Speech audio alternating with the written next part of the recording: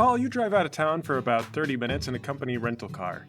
When you arrive at the address, you discover it's a private, fenced-in property, and the only way to get in is to pass through the gate and travel down a gravel country road. Is there a rest stop or any place I can pull over where my car's not going to get towed? Yeah, there was a small-town gas station not too far away. You could probably get out and walk back. Okay, I'm doing that. I'm going to be dressed up in hunting gear, carrying an empty rifle to complete the look. I've got a backpack which I've stuffed with more elaborate camo, and I'm carrying a small ladder. Why a ladder? A lot of times private land blocks off public land, so sometimes hunters have to find a corner where two pieces of private land touch, and they use a ladder to climb over the corners of the private land without actually touching it. It's not important or anything, it's just part of the disguise, and nobody's going to quickly assume that you'd lug a ladder out to a stakeout. Okay, got it. Yeah, a hunter goes into the local woods with a ladder. That guy can't be a cop. Why's he got a ladder? Cops don't have ladders. And there's like an explanation if you know about it. Yeah, gonna get me some spring turkey. Well, you disappear into the woods with a ladder. And once I'm a ways in, I'll stash my ladder and rifle someplace I can find it later, put on my Swamp Thing outfit, then hop over the fence. You stalk the woods in a ghillie suit, but the first problem is finding this place. You know the address, but it's actually kind of a large parcel of land.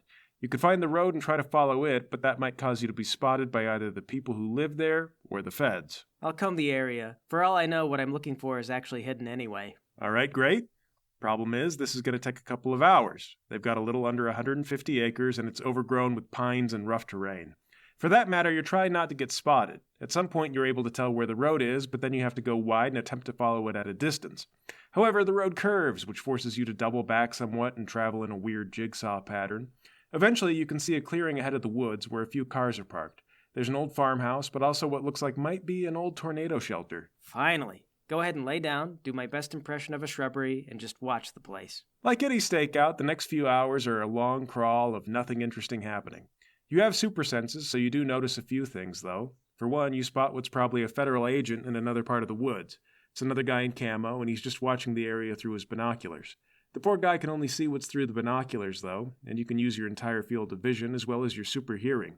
Another thing you note that catches your interest is one of the cars parked out in front looks like the same make and model as Elvis's car. In fact, it looks scratched up in the same places, too. And the interior looks pretty similar, though you can't get a close look. What the heck? Okay, back up a little, get somewhere a little bit more private, and call the local police department where Elvis reported this car stolen. Hello? Hi, this is Kimon, Slayer of Men, Keeper of the Nine Hells. Oh, sure. Yeah, you were up here the other day. Yeah, can you do me a favor? Can I get a license plate on that car that Flux kid told you was stolen? Of course, sure thing. They give you the license number, and it's a match for the car parked outside the farmhouse. That's Elvis's car. Oh my god. Yep, one of Mercury's people stole it right from under you. Oh, I'm gonna get them. But first, I'm gonna watch them. I'm gonna go back to my spot and settle in. How the rest of the day passes and nothing interesting happens. We can assume you pack some canned goods to keep you going, but the sun is going to set soon. The nighttime is when all the cool stuff is going to happen. I gotta stay. You don't have work in the morning because this is work. However, as the sun begins to set, you notice the Fed in the other bushes is getting some kind of gear. If it's night vision, he won't spot you. But if it's infrared, he'll probably notice your body heat. Oh, that's not going to work for me. Okay, I'll head into the woods, out of his potential sight, then circle around and get behind him. I'd like an eye on his setup. You've got vision like an owl on top of your other abilities. Losing the sun doesn't even slow you down. Creeping up carefully, you get behind the guy, and your ears pick up some sound, and it turns out there's another guy at a small campsite back there near him. They're probably tagging in and out, using a really low tent and doing their best to keep it hidden, but it's hard to hide from Kimon, the Slayer of Men. From behind them, you can see they're operating an infrared camera, so it's lucky that you moved. But this also means that in the long run, if you stay the night, they're liable to spot you eventually. There's no telling if a guy's just going to get bored and start looking around himself. All right, fine. It's time to leave. I'll head back the way I came, get my stuff, and head back to the city. It might not be bad if they spot you necessarily. There could be more than one department out here, and you are technically one of the departments that can be out here. It's not like they're going to walk over and see who you are. A guy who's just watching a place without gear is clearly superpowered, though. And I'm not supposed to be here according to my boss. So no, I'll head back. Back through the woods you go. It's easier navigating now that you know the place a little better. On the bright side, you get a decent amount of sleep and turn up for work the next day. Speaking of, Lowry, when you get into work, you have an old colleague waiting in your office. It's none other than the fantastic superhero Lightshow and his sidekick, Terry. He stands up as you walk in and he shakes your hand. Lowry, good to see you again. Likewise, Lightshow, I am so glad that you could make it on such short notice.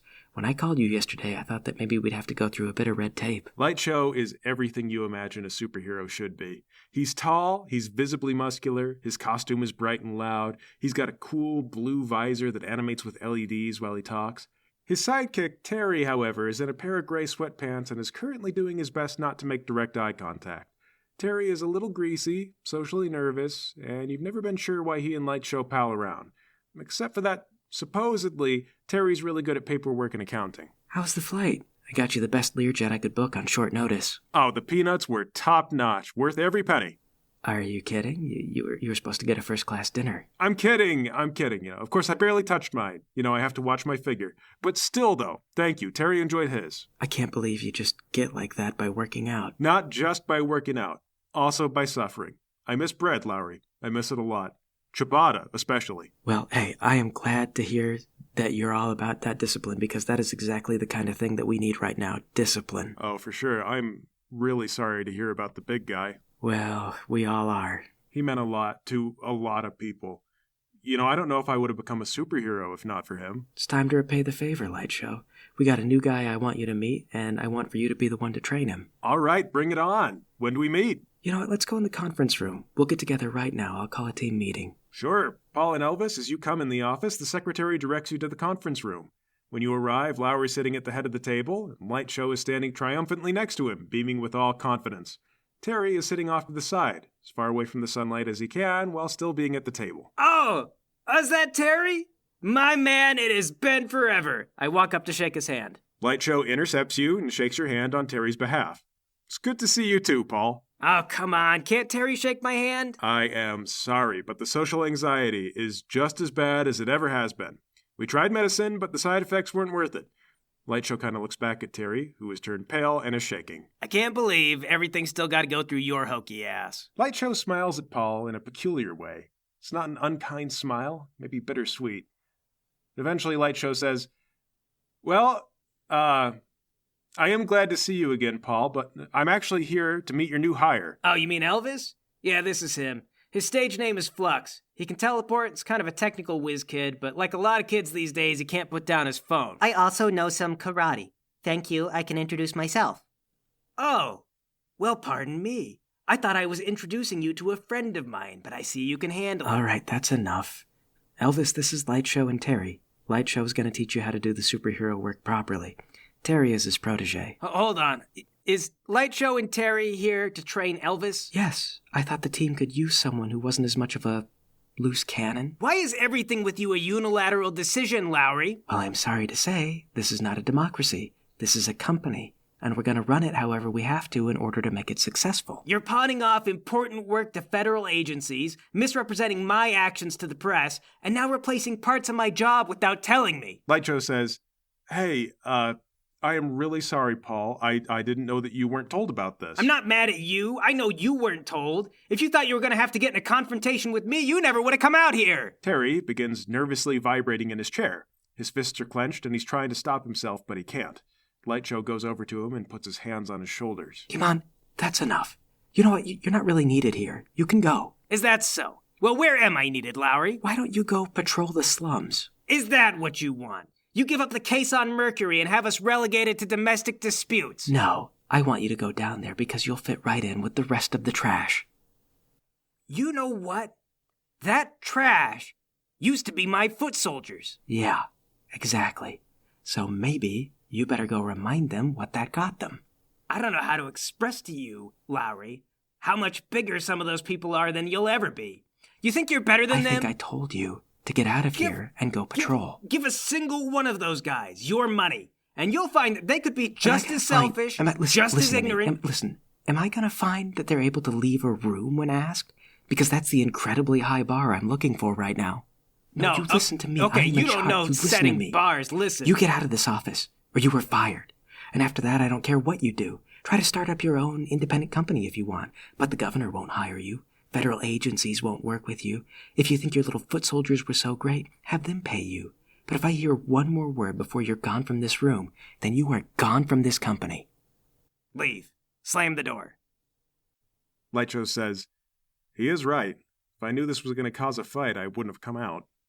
This fight has been brewing with or without you, Lightshow. That's why we need you more than ever. We need your expertise in the field, and someone that can respect authority and cooperate with other members of a team. I thought I'd be working a little with Kimon to start with. New Jersey-Delphia isn't exactly my home city. I don't know the place that well. That's all right. You can take it slow. Flux, you've done all the online courses for the job, right? Yeah, but those are just supplementary, it's not like real experience. Sure, but most crimes you'll get called in for are minor. Busting shoplifters who can run through walls, that kind of thing. And Lightshow knows how to do all that. Well, I haven't had time to brush up on local codes. That's fine, just use your best efforts. We need to get real superheroes out on the field pretty much yesterday. I'll be honest, I'd like to retire Kimon as soon as possible. All right. If you're comfortable with it. I know you want me to do some mentoring for Flux, but this is his home, so who's leading the team? Officially, you're in charge, but I'm sure you can work together and ask him any questions if you're not sure about something. Okay, great. Then I guess we'll just head out now? Now's perfect. Let me know if you need backup. In that case, unless you have any objections, Lightshow and Terry head downstairs to the garage. I'll hop in the elevator with them. Hey, I'm really sorry about Kimon. When I first joined, I knew he was supposed to be this super cool dude and everything, like real, bad. But you don't really think about how tough it is to work with someone like that. Terry kind of hides behind Lightshow, trying not to be noticed. Lightshow says, "Oh, I know, Kimon. I came out to help with a big case out here that was pretty interesting. See, Captain Momentum thought that the city was in the grips of a gang with dozens of super criminals, so he had Freeze Frame call around and pull in anybody who could transfer for a while. Turns out, though, it was just one criminal. See, he was telepathic and could plant false memories in people, so every time the team went out, we'd remember getting beaten by 5 villains at a time." How'd you even catch a guy like that? Well, the elaborate false memories were how we caught him, and Kimon was the first one to figure it out. See, and if they robbed a bank or something, they'd always make security delete the footage. It made Kimon angry, though, because even if everyone was invisible, he should have still been able to hear or smell them. All he could remember is that they turned invisible and got away. Kimon started to worry he was going senile. I remember him ranting about it, and about the invisibility field and everything else. But then he started to realize everything about the memories was fuzzy. He couldn't recall what they smelled like, and I don't know if you've ever heard him, but he can do voices. He can sound just like another person, so he did an impression of one of the villains. None of us could agree if the impression sounded right. And that's when it started to sink in that although we remembered having those elaborate fights, the details didn't really add up, not even between each of us. After that, we had the banks install a redundant backup system for their security footage that only we had the password to get to, without telling the security staff about it. Sure enough, the very next robbery, we got footage of a guy loading up his backpack with money, then getting on a bicycle and riding away. After that, we called in one of our telepaths and we took that guy down. Well, that's a cool story, but I feel like, I would have thought about the redundant security footage, personally. Like, that's kind of, The elevator lands. Lightshow goes, "Man, this is a slow elevator." Anyway, though, you might have, or the police might have. Telepaths are rare, though, or at least we think. The way I see it, I bet if there were a lot of telepathic criminals, we just wouldn't remember they exist. Oh, yeah, he probably should have erased everyone's memory. That would have been smarter. Well, how can you rob a bank and just have nobody remember where the money went? We catch on to that, too. There's records. The guy was a dumb telepath. I think if you wanted to spend your life as a telepathic criminal, ironically, you'd have to never be greedy. Do you think a telepath could, erase your entire mind? Well, there's old myths about that, but I've never seen it in the business. What are the odds that, Kimon is actually not as good as he seems, and he's just making us telepathically think he is? Not very. Anyway, here's my car. You guys have arrived at the garage, and Lightshow has his own tricked-out ride. It's a hot car, just like the Freeze-mobile. It's white, yellow, and red, and looks fast just sitting in the lot. Man, how do you guys even afford these cars? In my case, by not affording rent. That's in Oklahoma. I kind of give up a lot to have this car. Oh, well, does it do anything special? Nah, it's just cool. It's a tax write-off, though, since it's a work vehicle. That's kind of special. My car got stolen. Kimon stole it. Kinda. He stole it? He took it without asking, and then he lost it. It wasn't a ride like this, was it? No, but it was mine. Kimon used to make fun of my car. But, it is kind of dumb. I regret having this car all the time. It is a really nice car, though. I was sort of hoping you'd say that after a few years on the job that you could afford this. Oh, no. Not normally. Do not get a car like this. It's got fiberglass body, and my insurance is just perpetually mad about it. And then, to your surprise, Terry hops in the driver's seat. Oh, does Terry drive it? Terry's paying for half of it. And besides, I don't have a license. I can't drive. Oh, you don't... okay, I thought... Yeah? Oh, it's got your colors and everything, and I know Terry's part of your team, but you guys are, splitting the cost of your car? Yeah, and rent too. Oh, so you guys are living together. Before you ask, no, we're not dating each other. Terry and I are very painfully single. Speaking of, do you mind sitting in the back seat? Terry gets anxiety when someone besides me sits next to him. Yeah, that's fine. I can't help but notice, it seems like every superhero I've met so far is single. Yeah, it's stressful work, 24 hours a day, and it doesn't leave a lot of personal time. And aside from that, you never really get to turn the character off all the way. Some heroes date inside the industry, but then that's dating coworkers. I haven't met any female superheroes yet. They're out there. It's just that Captain Momentum kept your turf from needing a lot of people. But that's the catch, though. If there's only one female superhero in your area, dating her can either be the best choice you ever made, or the worst one, without a lot of in-between. Because you still have to work with the small team you have, even if you're no longer on speaking terms. Is that something you have experience with? No, not me. I don't take an interest in dating, personally. Oh, okay. Well, that's lucky for you, I guess, in a way. Terry starts up the car, and you guys begin a fun-filled day of doing minor police work around town, mostly playing backup to stop the occasional drunk super person from being scary. As the day goes on, you learn that Lightshow's powers are, unsurprisingly, light-themed. He can blink across a room, create a sort of flash grenade from thin air, and even shoot lasers if he wants to, though he doesn't have to do any of that stuff today. Lowry also told you previously that Lightshow is mostly indestructible, though you don't have to witness any evidence of that. Terry, for his part, follows around diligently and mostly hangs out in the background. Even if you try to talk to him, he fails to get out anything meaningful, and Lightshow will always intercept you. It's weird, but it works out. Then over on the dysfunctional end, where things are not working so well, Paul, what are you up to? Exactly what you think. I'm headed back into the woods to watch a supervillain's secret compound. Back into the woods. There's evil out there, you know it. And if you watch long enough, it'll show itself.